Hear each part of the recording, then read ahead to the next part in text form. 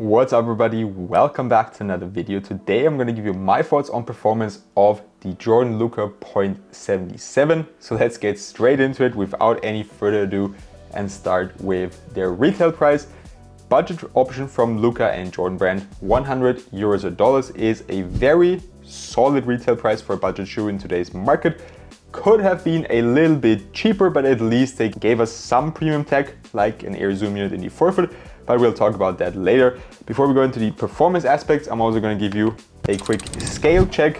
They come in at, this is a size 14 by the way, they come in at 15.05 ounces, which is 426 grams. So as I said, just keep in mind they're going to be a little bit higher up there just because it's a bigger size. And just for comparison, I also have the Luka 4 here already. They come in at 448 grams or 15.8 ounces.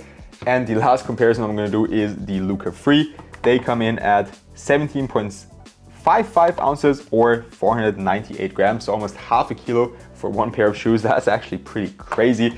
Now back to the .77. I actually just got home from playing with them on an outdoor court. I definitely wanted to give them a try outdoors as well, not only indoors.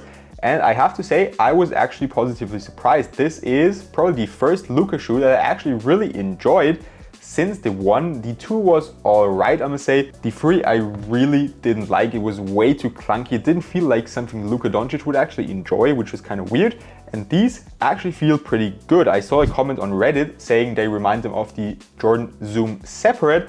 And I kind of agree. I never really had the chance to play a lot with them, but I did have the chance to try them on in store. And just from how they feel on foot and how I was walking around, they feel very similar. But enough about my thoughts. Let's get into what really matters, which is the tech and the performance of the shoe. We have a mix of a translucent and solid rubber outsole, and we really have a lot of different traction patterns here on the shoe. Something which I actually only noticed right now while I was looking at the shoe in preparation for this video is that the air zoom unit in the forefoot actually stands out a little bit or protrudes out a little bit, just minorly. It didn't feel unstable at all when I was playing with them, but that's just something to keep an eye out for. Maybe it's going to pop easier, maybe it's just going to feel a little bit unstable over time. We'll have to wait and see, but the traction performance actually felt really damn good, and I definitely think it's also going to be durable enough for outdoors. It held up very well indoors, and it also had no issues with the court I was on today. I have to say it was not a concrete court. I'm also going to give them a try on a concrete court and then maybe add a pinned comment to say how that looked. But I actually think it's going to be durable enough. I mean, it would be kind of crazy if Jordanbrand went out there and said, yeah, these are good for outdoors, and then they don't have durability at all. But I think, as I said, they will be durable enough. I mean, Jordanbrand has been on a kind of a weird run lately, so maybe that's something that actually could happen, but I don't think so. And before we move on to the cushioning setup, just for a look, I was actually hating a lot on the Luka 4 because I thought it was not innovative at all. It looked like a mix of the 38 and the Jordan 38 and the Jordan 39, just to be clear. These looked better, also got a better reception from people all over the internet, but when I was wearing them today, I thought, don't these look exactly like the Jordan 38 low? Of course, there's some key differences, and I don't only mean that because they are pink. Just the toe box, in my opinion, just looks one-to-one, almost like they tried to make a rep version of them, and it came out a little bit different. The material also actually feels very similar, and that's just something I wanted to say. What I like a lot is this little design here in the heel. This looks really cool that the black thing comes up here. My girlfriend said she would actually prefer it to be all black, but I kind of like the pink in there. And the last design detail that I really love is that we have this little heart here on the tongue, which is really damn cool on the right pair.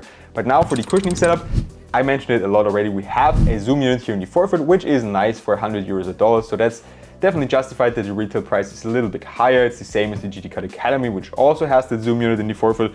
So I think that's okay. And I actually think this is the first win from Jordanbrand in a while. And the rest of the midsole is made of a dual density foam. Unfortunately, on the Nike website, I have it open here right next to me, it doesn't specify what kind of foam it is. It just says it's a dual density foam. It also doesn't say anywhere on the shoe. So maybe one of you knows, I actually don't. Felt solid, not the best impact protection in the heel. The zoom unit, you can definitely feel it. If you're a little bit of a heavier player, you'll feel it for sure. If you're lighter, maybe give it some time to break in so that you can tread a little bit through the insole to really feel it. But you can even start to see like the outliers of the Zoom unit here on the insole. So that's definitely there, and it feels rather nice in my opinion, but it's not the best for impact protection in the heel. I wish, well, that's just my personal preference, Zoom unit in the heel, foam in the forefoot, because I just like the low to the ground feeling. But maybe if you're playing on concrete courts, the Zoom unit will actually help you and protect your knees or your joints a little bit more than if there was just foam in the forefoot. Stepping comfort actually is kind of good. The insole is nothing special, regular Jordanbrand foam insole, and they are not the most comfortable shoe in the market, but they have relatively good comfort. Now for the support features, they actually feel a little bit more supportive than the Luka 4 does, because here, let's see if we do the flex test, they flexed like pretty much in the midsole area, which I don't like at all. If you've been following my channel, you'll know about that. I really hate when shoes do that. On the Luka 3, they were more supportive, but then they also started to flex, but a little bit more in the forefoot.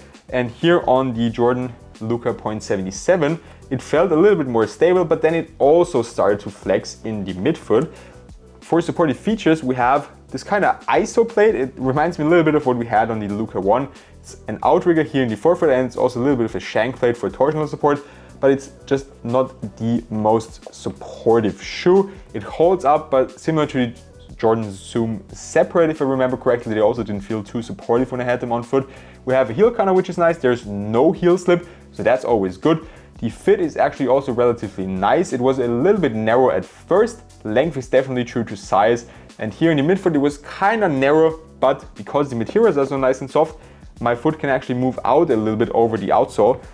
Same as it did on the Jordan 38 Low. This is why these are actually also so beat, because they were my outdoor shoe throughout last summer. So I had no pain whatsoever. So I definitely think they can also work for wide footers. And the lacing system actually also does a good job of keeping your foot locked in.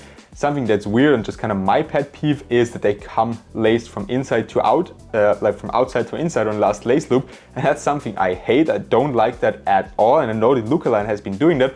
So I've been wondering, maybe Luka Doncic himself actually laces his shoes like that, but I also haven't found a picture where I can clearly see it.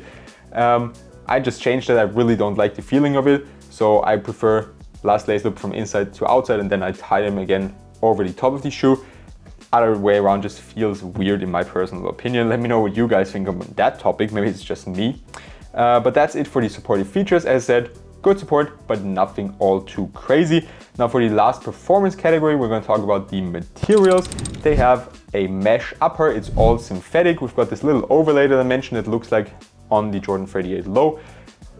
Solid, actually feels quite nice. The only thing that I just noticed here on the side, we have a little mesh area where the mesh is actually looking like it's gonna rip. So that's something to watch out for. I haven't worn them that often yet, so that would actually be kind of crazy if they would start to rip already. Maybe it's just on the outside, or actually hopefully it's just on the outside. I'm also gonna keep you posted on that, because I think I'm actually gonna keep playing in the Jordan Luka.77 because they did feel quite nice today, and I think they're gonna be a nice outdoor option for me for this summer once my season has ended. That being said, that's pretty much all I have for you today. For a quick recap, fit, true to size, a little bit narrow at first, give them some time, but I'd definitely go with your true size. Retail price, 100 euros or dollars, approved there. Cushioning setup is good, lacks a little bit impact protection in the heel, forefoot is nice. Traction setup is actually very good and looks to be durable. Supportive features are adequate, I wouldn't say good, but it's like right in the middle, like maybe a 7 out of 10 there. Like it's not unstable, but it could definitely be better. But for a $100 shoe, it's actually pretty good. In my opinion, you always have to take the price into consideration when rating shoes, because of course, or usually that's how it should be, shoes with a higher price should have more tech and better features, hence better performance.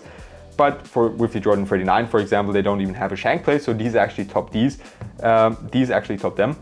And the materials, also solid, get the job done. All synthetic mesh upper, feels good on foot, doesn't need to be broken in that much.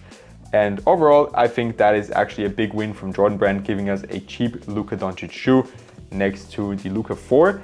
which I was hating on a lot at first, but it's actually growing on me. I haven't hooped with them yet, but I wore them to the gym today for a workout and they also felt pretty nice. I'm gonna do a separate review on those. So make sure to subscribe to my channel if you don't want to miss that. I would also really appreciate if you could leave a comment with your thoughts on the Jordan Luka.77, or if you've got any questions, of course I'll answer them. Be more than happy to do that. And if you enjoyed, I'd also really appreciate if you could leave a like. With that being said, have a good one and see you next time.